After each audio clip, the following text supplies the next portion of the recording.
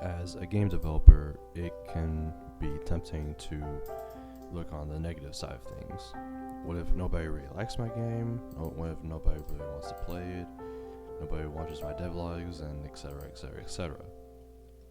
And I admit that I've had some negative thoughts in the past, but lately I've been feeling a little bit more positive about the process of game development and in life in general.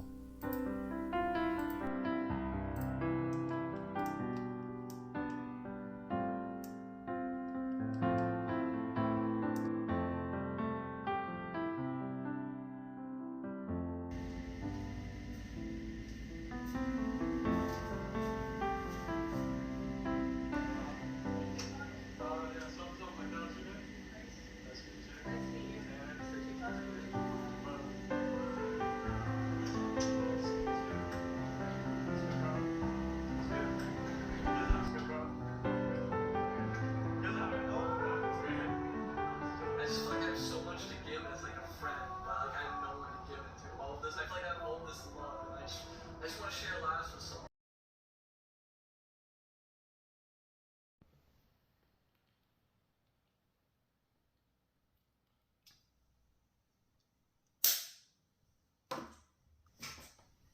Okay, so if you're wondering why I have these earbuds in, is because I've learned from a friend that, I've learned from a friend that if I put earbuds in, it'll, help the audio with the videos a little bit. So, yeah, I tested it out a little bit and it actually works. So, Chels, if you're watching this, appreciate it. Thank you.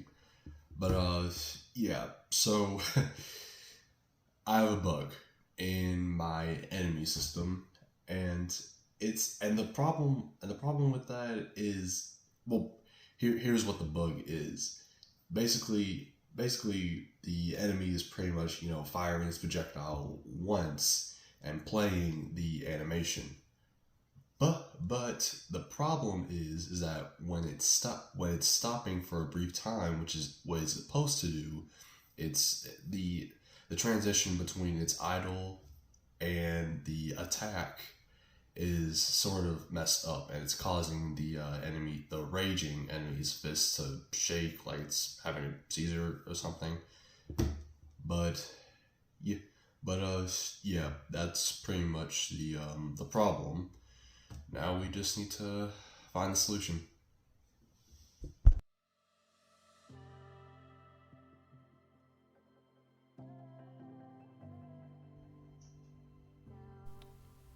With the problem in mind, I began to work on the bug fixing. And to be quite honest, I didn't really have a plan to fix this annoying bug in the enemy system. I just kind of, dove head first into it and figured I can just move some stuff around and get it to work.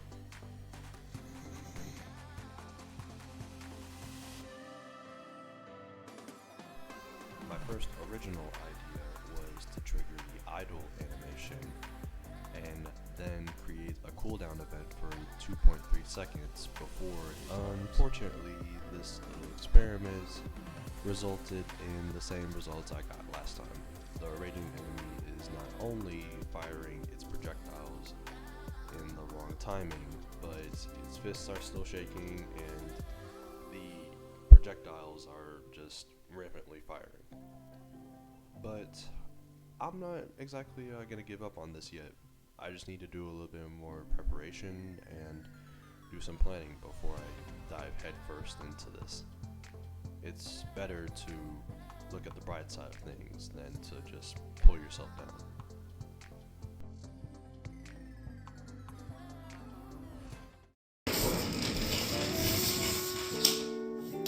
So, yesterday was not exactly a good success, mostly because I didn't prepare for it. But today, I think I have an idea on how to solve this. I watched Notslot's introduction to timer nodes in the Unity visual scripting program. In that video, I ran into a node called the timer node, which activates an event after a duration of time in seconds. The idea was to set a timer duration based on the cooldown event, and then trigger a fire instantiation event animation for the enemy, and after that event, trigger the idle animation after 2.3 seconds.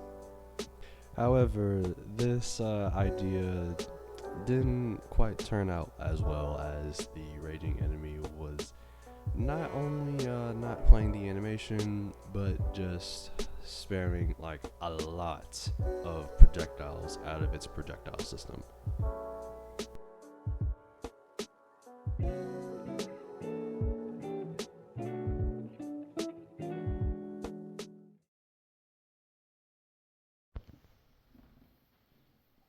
So for this part of the video, you're probably thinking that I've pretty much fixed this bug, and in the finalization of it, everything is complete.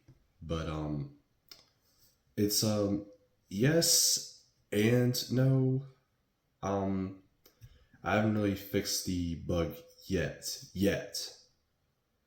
But I do have a strategy for it. It involves the animator. I'm not gonna lie. The past 2 days were considered failures from a terrible mindset perspective, but from a growth mindset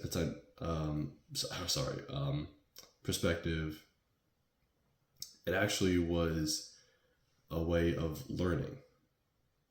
It was something that I could reflect upon. I remember taking a few steps back and doing some research on how I can fix it, and I am still researching. I am still going to work on it until it is done, but rest assured that this will not be stopping me. And that's kind of what I wanted to talk about in this episode.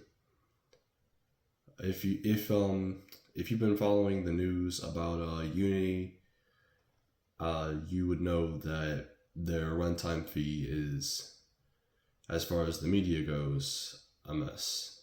It's a mess. I've looked over many videos about it, from Thomas Brush, some posts on it from Instagram, YouTube, TikTok, and both developers and consumers alike are not happy about the situation. Not even the employees at Unity. And yeah, a lot of people, and that's why a lot of people are switching to other engines such as Unreal or Godot or GameMaker. And honestly, I don't really blame them for that, because if I saw that referral fee for the first time in any engine in general, I would have just completely flipped out. But honestly, I think what we can do with this situation is just to keep moving forward.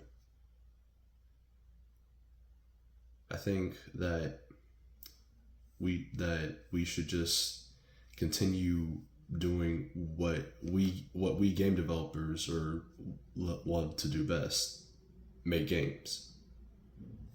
And if you're really passionate about something, no matter what the circumstances are, you should keep going.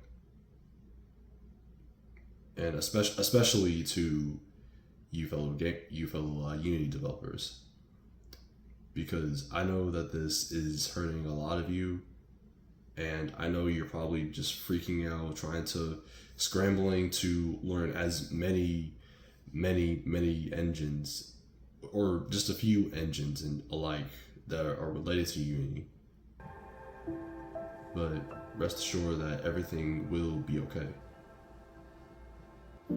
And I think that's one of the many things that I've been learning this week, is that no matter how bad things are, and if you look at it from, you know, a different perspective, it'll be okay in the long run. It's sort of like, you know, just like lifting or just working out in general, and just feeling this pain in your muscle and feeling like you need to give up.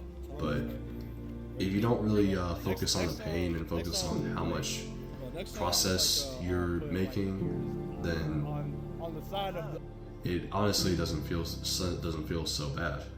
On the side of the head instead of on top of it. No, no. I mean, don't bash him. It's beautiful. I mean, that's a. I tried drawing an octopus. That looks like a jellyfish. Yeah. That star looks like a stingray. That star looks like a stingray. Unless I draw does, it like two triangles. Yeah. And it's like the star of David. And I think that's what we as game developers, or just as people in general, should be doing, and that's personally what I should be doing, as looking at bad situations from a different perspective. It's sort of what a friend told me. Take advantage of good days and learn from the bad days. And obviously for big time game developers, this Unity thing is a bad thing. But if you keep going, then it'll be worth it for you. And I know fully well for sure that it'll be worth it for you.